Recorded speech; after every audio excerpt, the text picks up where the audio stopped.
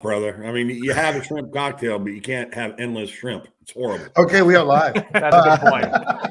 If anybody wants to know about endless shrimp, talk to our man Nick Hines. Sarge. We'll get into that, but it's us, the Triple Clowns, and welcome the often imitated, never emasculated. Hope not. Never We'll see. often emasculated. The show stopping, panty dropping, son of a guns, and that's right. We are here. AJ's pointing. We are here with Nick Hines, aka the Sarge. A tan hut and a ho happy holidays to you all. By the time some of you see this message, it'll be post Christmas, but the best day for celebratory, I guess, explanations of what the holidays lead you to believe are the day after Christmas, right? It's the gift that keeps on giving. Boxing Day. Race place, Santa Anita Boxing Day, as they like to call it.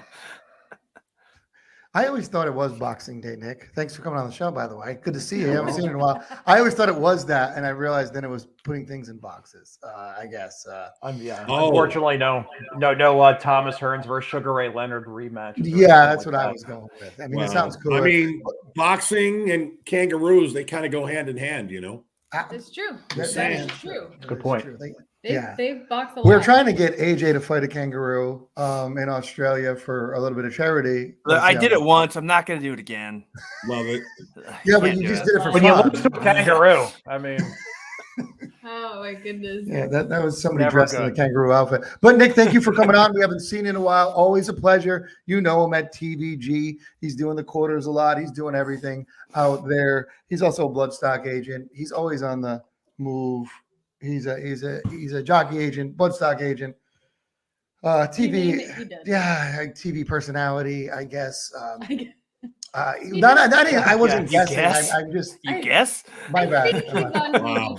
I mean, I'm literally blushing right now. Are you? But don't they say personality, or are you an analyst? Which one are you? No, I'm a personality, talent on certain days, host. Don't forget about my racehorse live, brother. I know we're not here to, probably have to pay for that now that I mentioned my racehorse on the show here, but here we are. Thanks, sir. Jack of all trades, master of none. Is that what they say? Yes. Jack of all trades, master of none, and tread lightly on the talent part.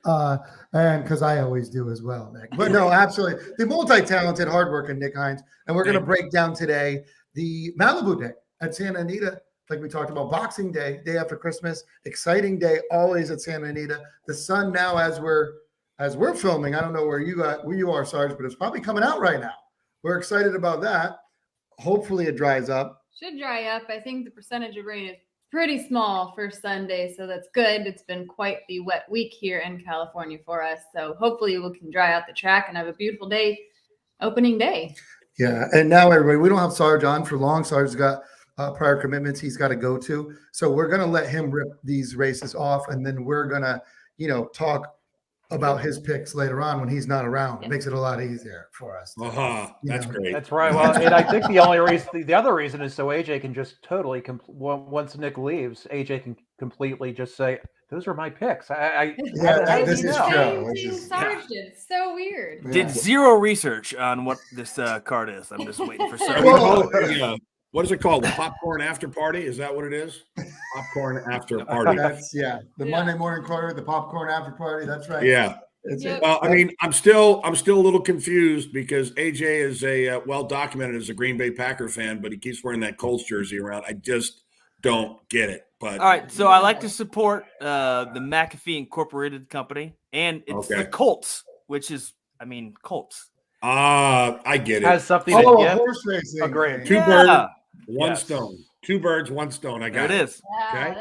Good job. Now I know. Way to go, AJ. Way to use it. AJ using his head, way more. Gas Station Sushi is the only person on this show who's ever gotten that.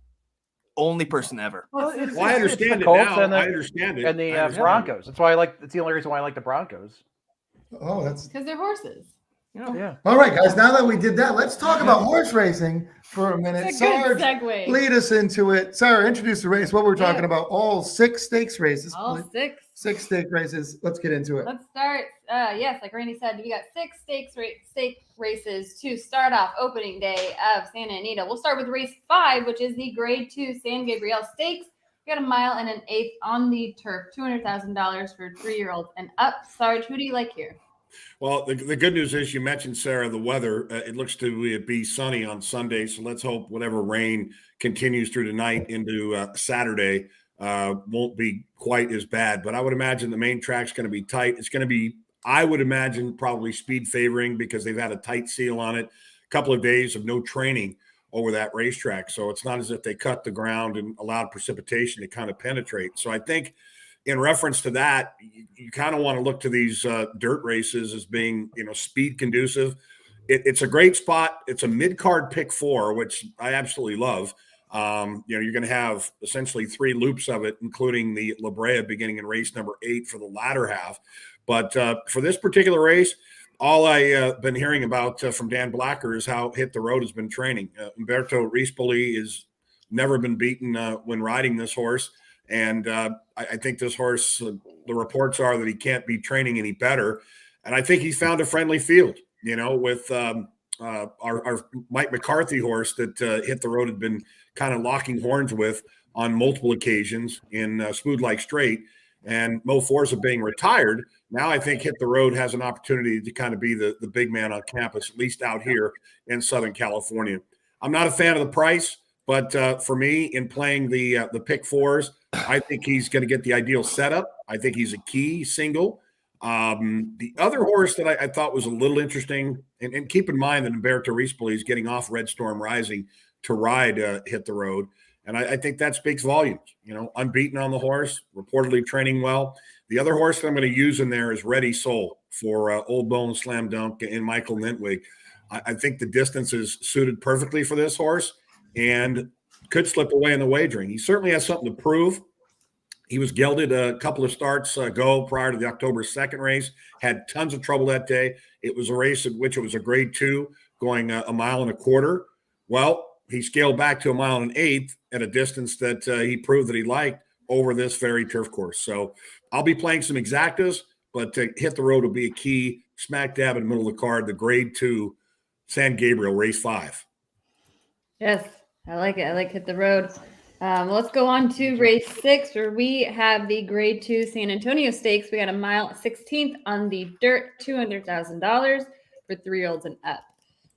Well, again, you get a horse in Hot Rod Charlie that's going to garner a lot of attention. You get Flavian Pratt back in the irons, your PA Derby winner. He had kind of an interesting year, obviously with the idiosyncrasies that he had displayed through his races. I do find the blinkers off a little interesting, knowing that he has that propensity to kind of gaze about. But when you look at the field, there's really not one horse that I think is a major threat. 8 Rings, could maybe bump the apple cart a bit here when you consider the fact that he's won a grade 1 at today's distance. He's won a couple of races at Santa Anita, and you get Johnny V aboard. The last time they teamed up, they were seen winning, and in fact are a grade 1 winner when teaming up the American Pharoah back in 2019. I see 8 Rings as being the primary threat to Hot Rod Charlie. I will say this. Hot Rod Charlie could be a bit vulnerable in the spot on 2 measures. The fact that he's going to get overplayed. I think vice versa what you see in the first leg of this mid-card pick 4, in addition to pick 5s, and even for the pick 6. I think Hot Rod Charlie is going to be the single of the day for the mass majority. But for me personally, I think 8 Rings, based on how he's trained, the reports are that he's trained quite favorably. I love the blinker off move here for your Hall of Fame trainer, Bob Baffert. From his last 35 horses that he took blinkers off, he's winning at 43%. Reunited with Johnny V, drawn effectively, a track that he likes, running a career best speed figure on rags and buyers. I'm going to go 8 Rings here. Not saying you should throw out Hot Rod Charlie. You're playing pick 4s. You can include him if you decide to, but for me, I'm going to try and beat him. I'm going to go 8 Rings, drawn at post position number 5. So in looking at the first 2 legs of this mid-card pick 4, I think we have an upset opportunity here with 8 Rings. That's awesome. Sarge, real quick, I just want to ask one thing about this race because we can't talk about this later. Is you as a trainer before, is there something to Doug O'Neill putting that 3 in that doesn't look like this horse belongs? Will this horse scratch out, or is this a play for Doug O'Neill here with Hot Rod Charlie? That's a play for J. Paul Redham. That's a Redham move. He's got a 3-year-old that, showed a big bump in speed figures last out at Del Mar. And when you look at Sheets and you look at his dirt races, early on, this horse had some excuses, but he's a son of Nyquist and maybe figuring things out. The one thing you got to understand about Paul Redham, he's not afraid to tell Doug or any trainer for that matter, I want to run. So that's a Paul Redham move. That's not a Doug O'Neill move. And, how he fits in this race, I don't really know. I don't think he's as brilliant as Hot Rod Charlie from a pace standpoint, but he may go on for that matter and go to the lead, and Hot Rod Charlie will sit the trip. But I can assure you this, if 8 Rings has any sting to his jab, he's certainly going to give Hot Rod Charlie fits. And but go on, expect him, I would imagine, to go postward here in the Grade 2 San Antonio $200,000 purse. All right, thank you. That's great insight. Yeah, Yeah, absolutely. Now we get really is. move, not a trainer move. All right, go on. Yeah, well, let's go to race 7. We have the Grade 2 Santa Anita Mathis Mile Stakes. Obviously, it's a mile on the turf. $200,000 at stake for 3-year-olds in. And who do you like, Sarge? Well, this race kind of has a similar vibe as the Hollywood Derby, in which we saw Beyond Brilliant, 3-year-old son of Twirling Candy, come out with his first Grade 1 victory. In fact, this is a horse that took 4 races to figure out his career. And when he finally broke his maiden on the dirt at Santa Anita, interesting to note that he turfed early on. John Sheriff decided to go dirt, which he was okay, but his coming out party was at Del Mar, obviously. And I think the key is the rider, Kent DeSormo. Fits this horse like a glove. I don't know if he's going to get the dawdling pace that we saw in the Hollywood Derby. And when you reflect back on the fact that it was Del Mar and now we're scaling back to a mile at Santa Anita, could be a little different. So I think my personal opinion is that Beyond Brilliant could be vulnerable. But the hardest part is that when you look at sheets, you look at speed figure, it's really hard to find that other horse. I will say that Du Jour, the Bob Baffert, Natalie Baffert, Jill, Debbie Lanny owned, coming back from the Dueling Grounds Derby, that horse, you can toss that race. You go back to the effort in the Saratoga Derby. It was a very good run. And I think Du Jour runs better outside of horses. He reportedly has been training very well. And I think Du Jour, if you can get in the neighborhood of, say, 7-2, 9-2, 4-1, I definitely feel that he is worth a look. But it all boils down to the pace scenario. If you're 5 in Cane Creek Road under Victor Espinoza, if for whatever reason he gets clear or he allows Beyond Brilliant to kind of get things his own way, then I got news for you. A lot of these horses will be running for second money. I don't really have a strong opinion on this race, but I will say that I'm going to try and beat Beyond Brilliant despite the fact that he holds the edge on numbers. The other horse who's run well at Santa Anita is Flashiest, but he's totally pace contingent. So he's a very difficult horse to get on board with. And then Zaffarelli for Jeff Mullins. You look at the Hollywood Derby, he was 30-1, but he had no pace to run at that day. Beyond Brilliant was 11-1. So Beyond Brilliant's kind of like, hey, I missed the wedding. Do I show up for the funeral? That's the concern. But the question is, where else do you go? When you look at None Above the Law, this horse won the Del Mar Derby. Is he better suited to a 1.8 miles? Maybe. I think he's the upsetter. And the trainer that's listed there, Ruben Alvarado, obviously the longtime assistant for Peter Miller. I've known Ruben for years. He's a cancer survivor, great guy. And, I know that he's stepping in, quote unquote, but I wish him the best of luck. I think None Above the Law is the spoiler. But for me, I'm definitely going to use Beyond Brilliant, who is the 8 on your program. But I'm going to take a swing with Du Jour. I'm going to bank on the fact that he gets back to a track that he's a perfect 2 for 2 over. His back numbers put him in the picture. I just, again, don't want to be too critical of that Kentucky Downs effort. And I think distance-wise, he's the perfect suit. 2 for 3, Flavian Pratt. If you get better than 3-1, he's worth a solid win bet as well. That's a 7 on your program in race 7 on Sunday, opening day. Absolutely. That was a great breakdown because I kind of struggled with this. I like it. I'll just say this real quick about the 7, Sarge. I had on my notes, I picked the 7, undefeated at Santa Anita, back to Baffert from Mott, going back to Baffert. That's an interesting one. Exactly. And, best distance. Exactly. A lot of angles. with that Yeah. 7 here. Well, I think the key is we talked about the pace scenario, and as far as riders and clocks, I think you could almost make the argument that the two best clock riders in the room are Flavien Prat and Kent DeSormo. So knowing that, you've kind of narrowed it down a bit, but I think there's going to be some vulnerability with Beyond Brilliant unless once again they let him walk the dog. But I can't see Flavien allowing him to do that. Not to mention you get Victor on Cane Creek Road, who is claimed for 50,000, stepping up for Doug O'Neill. He's got one way to go. Yeah. Absolutely. All right. Absolutely. Let's go to race 8. We have the grade 1 La Brea Steak, 7 furlongs, $300,000. This is for fillies 3-year-olds. The Philly version of the Malibu, essentially going 7/8 of a mile over the dirt there. And I thought this was a bit of an eclectic group, when you consider the horses that are in here. The trainers, obviously, are the usual suspects that you may get. Bob Baffert saddling a pair. Doug O'Neill. Richard Mandela's got Missy P coming back. She had a reputed throat issue, from my understanding. She's a bit of an X factor because we haven't seen her since June. But if you remember how she began her career, she began at guns ablazing when she broke her maiden by 9.5. Now, granted, really nothing evolved out of that maiden win back in March, and she came back to flop at 30 cents on the dollar, and then was troubled but no good 5-2 second choice in June on grass. I think Missy P is interesting, but I absolutely despise the morning line of 5-2. But that tells you the fact that this race is short. Not short on talent, but short on value. I think Private Mission scales back to the one turn. She's obviously unbeaten at Santa Anita, kind of like what we talked about with Du Jour, that's 2 for 3. Baffert likely will have this filly on point. Training as forwardly as you would want a horse to train. It's going to be hard. This is the start of the late pick 4. It's going to be very difficult to get around Private Mission. But I think Missy P is a bit of an X factor here for the sake that she is coming back. But I guess the other question is, when Richard Mandela brings these types back, he's just 12% when they're out for 6+ months. However, he does come back in a grade 1.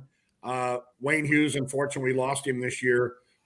Spendthrift, and obviously does so much for the game. And, the ingenuity that he had instilled with My Racehorse and a partnership there you've seen the results. But I think Missy P, she might be worth a wise guy bet if you can get better than 3-1. As far as the pick 4 is concerned, I would almost have to say that Private Mission's a single, and I really, that doesn't make me feel good because I know she's probably going to be closer to 6-5, but she should have this field over a barrel. She's quick, canoodling sharp. She comes in for New Mexico, but she's beaten nothing. The last time she raced, Casual was the next out winner, and Casual came back for Steve Asmussen with a 92 buyer at Remington. So if you're getting like super wise guy or wise lady, then maybe canoodling a horse you could use at 8-1. But I think Private Mission on your program, race 8, number 4 in the grade 1 La Brea. Missy P is an interesting horse at the right number. All right. Let's move on to race 9. That's very good. I'm playing the 1, actually. What am I playing? Interesting. 10. Yeah, well, no, we're going to go to race 10, which is the grade 1 Malibu. It's 7 furlongs on the dirt, $300,000 at stake here. This is for 3-year-olds. Sarge, I'm interested to see what you have to say about this race. Once again, we're dealing with the chalkboard here. And, it's just a matter of whether you're buying in to the fact that Flightline, he's had 2 starts. They've both been by daylight. And, he's coming back off of another bit of a freshening, having not raced since September. I'm going to say this, that as brilliant as he's been, I know that he is kind of has his feet under control because this horse has had reputed quarter crack issues. And this has pretty much been their target outside of a week removed from that blowout victory back on September 5th. And when you're looking at numbers, it's how do you get creative here? I will say this, that he's going to get the best test of his career right here. And I think it's not so much from a horse that's going to kind of meet him head-to-head, because Mark Platt with Dr. Civil and Juan Hernandez, I can't imagine they're going to run into the teeth. But I think Baby Yoda is going to show up to the inside. Why would Bill Mott come all the way west off of a dismal effort, despite little bit of trouble in the Steel Valley Sprint. Why would he come west with this horse? I saw Baby Yoda, last week. I thought he looked great in the flesh, trains well. And I think that he is going to be the horse that kind of shakes things up a little bit, because I could see Jose Ortiz sending. Do I like this horse on top? Do I trust the 114 buyer that you saw in Saratoga back in September? No. But do I think he's the horse that can change things up and make it more interesting? Absolutely. And I think when you look at Triple Tap, you look at the win on November 5th, this horse had a huge turn of foot. He debuted at 7/8 to a mile back in March, which is not an easy thing to do. And I realized that there really wasn't much developed out of that 4-horse field from the debut. But Triple Tap will be making his second start back off the respite. If there's going to be a horse that can upset Flightline, as much as I respect Dr. Civil, it's going to be Triple Tap in your Hall of Fame trainer, Bob Baffert. I mean, his record in this particular race. He's won 2 of the last 3. He's won 3 of the last 7. And for me, I'm going to play some Exactus King, Triple Tap on top. I think if Flightline's going to go down, it's going to be right here. So I'm going with the other son of Tappet out of that exceptional producer in Little Princess Emma.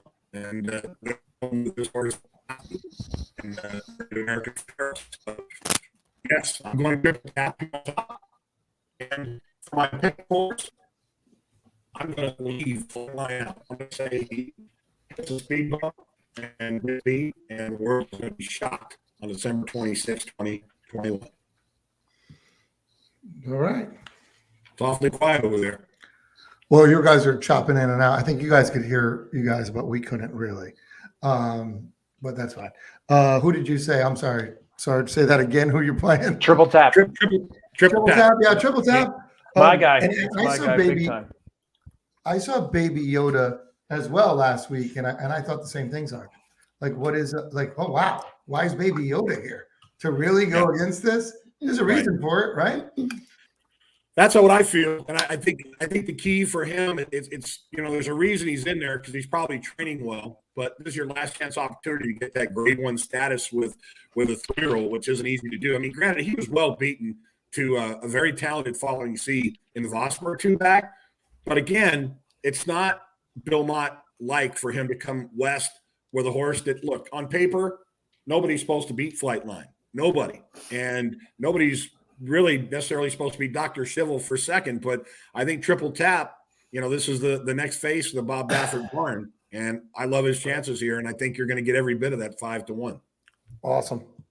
Great. Awesome. So Sarge is taking the 7. That's Triple Tap and race 10. We'll go to the final stakes on Sunday's card, which is the Grade 1 American Oaks, 1.25 miles on the turf, $300,000. This is for fillies. This is downhill. This is for fillies 3-year-olds. It will be interesting to see, because they make their run across the main track. They take a part of that hill for the 1.25 miles to get that 1/4 mile stretch. So with the weather, I don't know what they would do differently here, but I maybe would be a little surprised if they did do anything, because they're pretty much going to cruise that first quarter down the hill. You've got one scratch. I guess Eddie's new dream was cross-entered, so obviously will not go postward here. She is enlisted to run in the La Brea. The one face of this race and Going Global is going to be likely your favorite. Once again, the one aspect that I have difficulty trying to find is, where does the pace lie? I mean, who is going to be the horse that's on the lead? Well, you get 2 horses that are owned. It is a uncoupled entry with not only Glowing Global, but to the 7 Burgo Alley. I think Burgo Alley is going to go to kind of set things up for Going Global, and she might stick around for a while. But if you look at Nicest and you look at the effort that she had in the red carpet, that was a really gallant run. It's her 3rd start stateside. She's 8-1. Michael McCarthy gets Johnny V in the irons. They've been longtime friends, of course, since his days at Todd Pletcher's barn. I think Nicest is a very interesting horse here. She did finish a 3rd to an excellent runner in her own right in Snowfall back at the Curragh in July. I personally think she's starting to acclimate. She's a 3-year-old daughter of American Pharoah.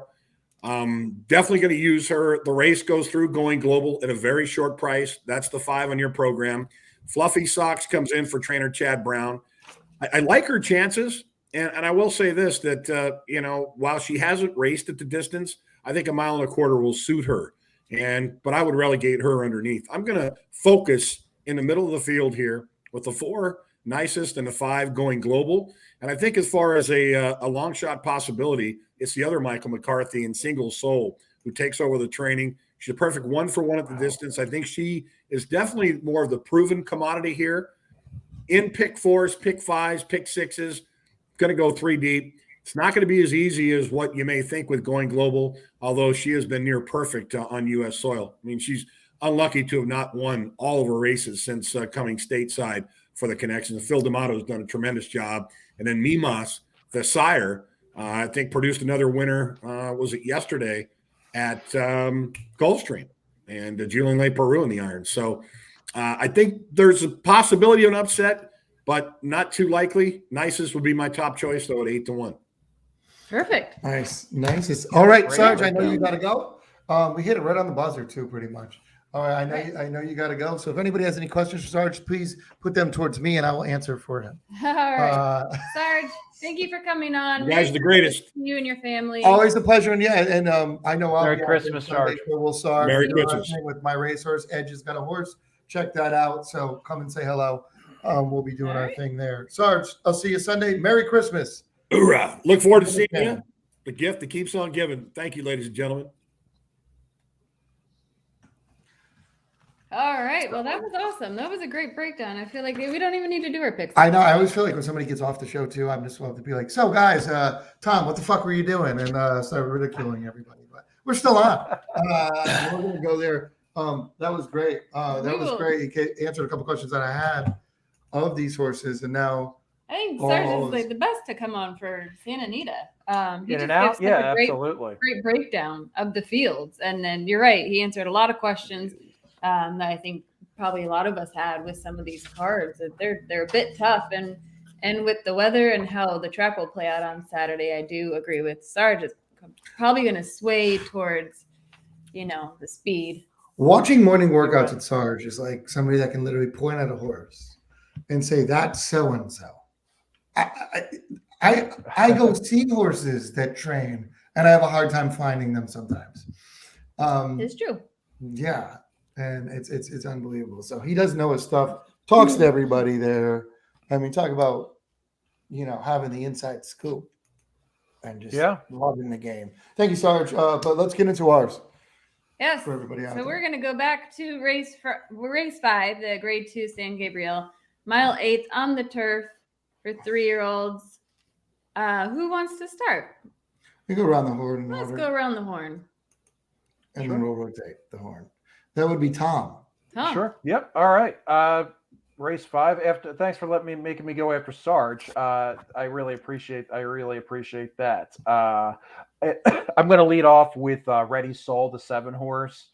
I think Kent is really. I think Kent is having a resurgence, and it's on the turf. He's doing great on the turf. This horse had a great effort last time out, and I really like the odds here with this 7. I'm going to forgive that start. I think it was like 2 starts ago.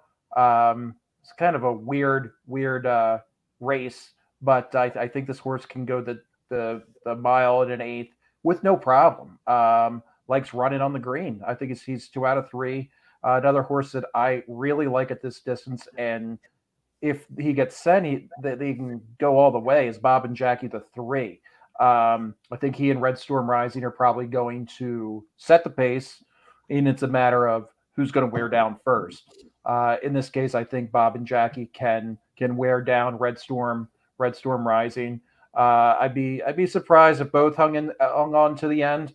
That's why I think Bob and Jackie could be the pace setter and just hang out until the end. And then, of course, I do like the 2 Friar Road. I think I like the cutting back in distance for Friar Road.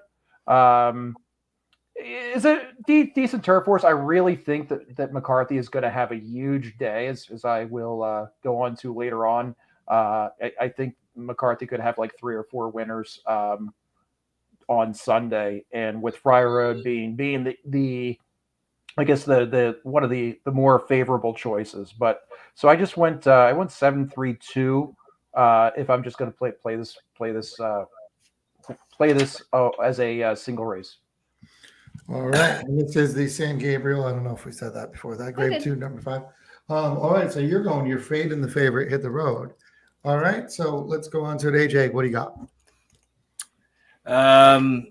Not too far off from what Sarge hit the road. Obviously, my best friend Dan Blacker. He told us this is the best turf miler in the country. So it's interesting now that he throws him into a mile and an eighth.